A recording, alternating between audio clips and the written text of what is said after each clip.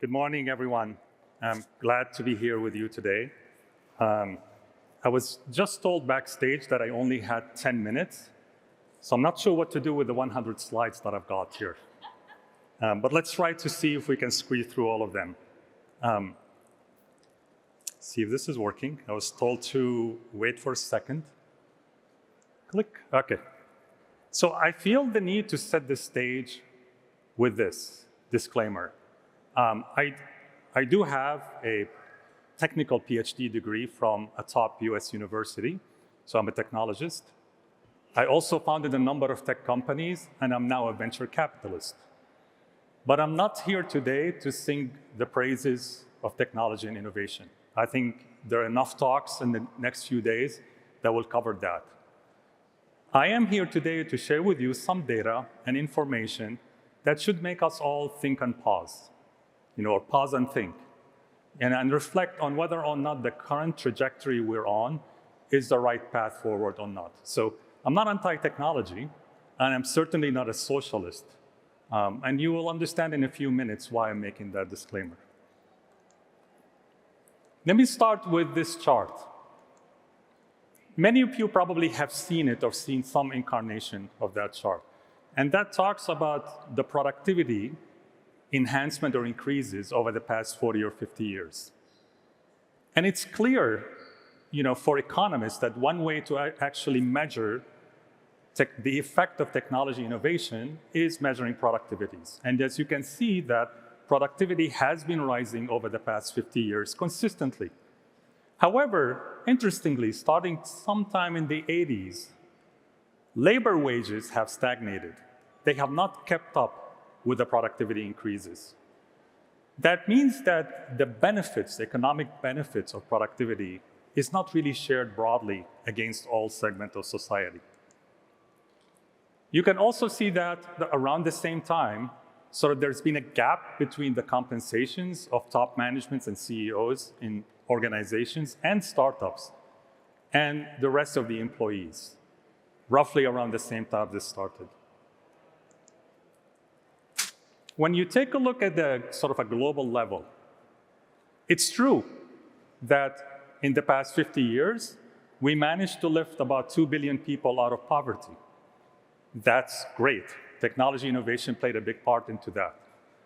But today, we still have over 50% of the world population living under $10 a day.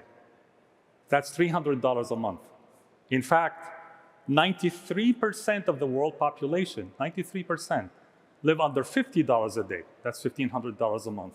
So they're not participating in events like this. And they're not really the target customers and the fruit of innovations like the ones we're talking about today. They don't really care about space tourism, do they? And you may argue that at the end of the day, innovation will lift all boats and eventually countries will catch up. But this has not been the case over the past 40, 50 years. In fact, if you look at the GDP per capita in countries what's called the Global South over the past 40 years, as a percentage of GDP per capita for the G7 country, it's actually been on the decline. So the gap is actually widening among nations as well. But even in Western societies, like the United States, most people, when they're asked, and this is not just in the US, but in England, in France, in Spain, in South Korea, in Japan, when you ask people today whether or not they believe the world is going to be a better place for their children, the majority of them answer no. So with all the talk about technology innovation and changing the world and making the world a better place, somehow the majority of us feel uneasy. We feel that our children are going to grow up in a world that is not as good as ours. And this is the first time it happened in several generations, particularly in Western countries.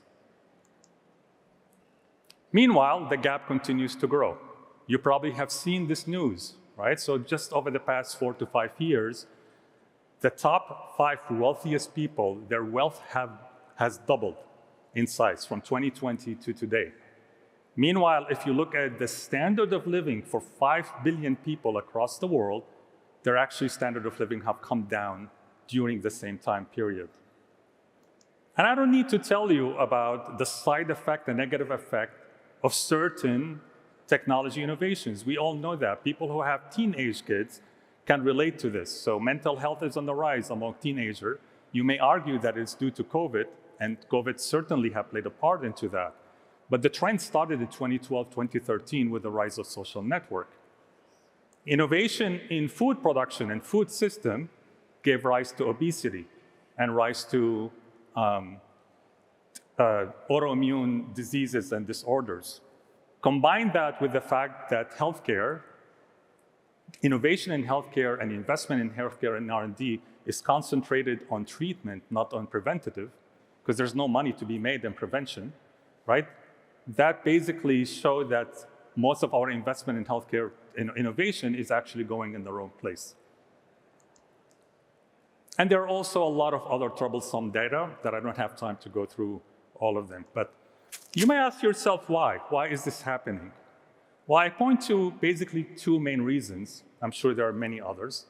Number one is the choices we make as societies about the technology investments and investment in research and development that we prioritize. We make these choices collectively as societies and people and governments. And if you look at the trend over the past 50 years, these are charts from the US. In the late 70s and the early 70s, 70% of R&D investment was driven by government. Government was deciding which technology investments in R&D needs to take precedent. Whereas today, things have flipped. Over 70% of R&D investments in the US is driven by private sector. Now, that's a good thing, because the private sector is more efficient. Private sector is closer to market. But you can also argue that when government invests in R&D, it's more representative. It thinks broadly about the society at large, not necessarily about specific needs for specific businesses. The second reason is the choices we make about business models, right? Again, we tend to measure today innovation impact in monetary values, in monetary dollars. We talk about the number of unicorns.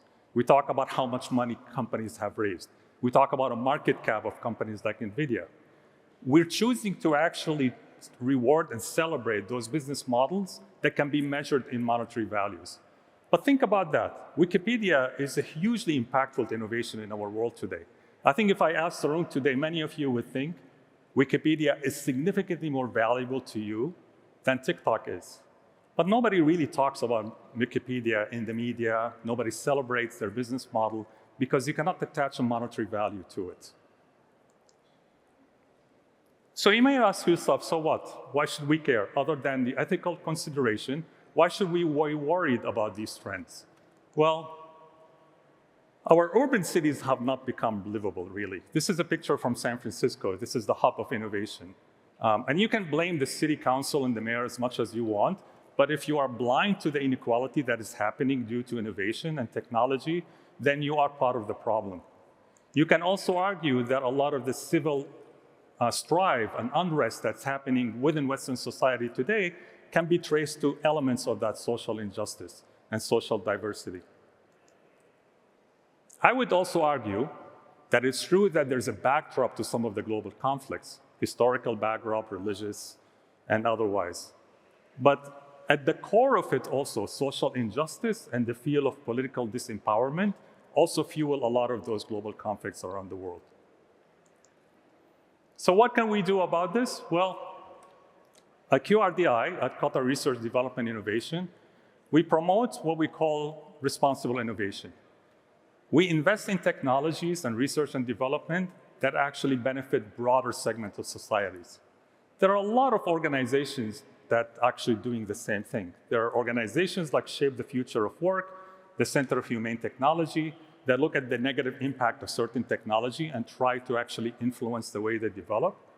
There are also a lot of social impact funds that invest in innovations that actually benefit broader and broader society. What we lack is a common platform that brings all of these elements together or these entities together to collaborate and actually think of creating metrics and goals that will actually make innovation globally more beneficial to all society. So with that, I would like to thank you all, and I will invite you to the Learning Lab at 3:45, where we talk about financing your startup. Thank you very much.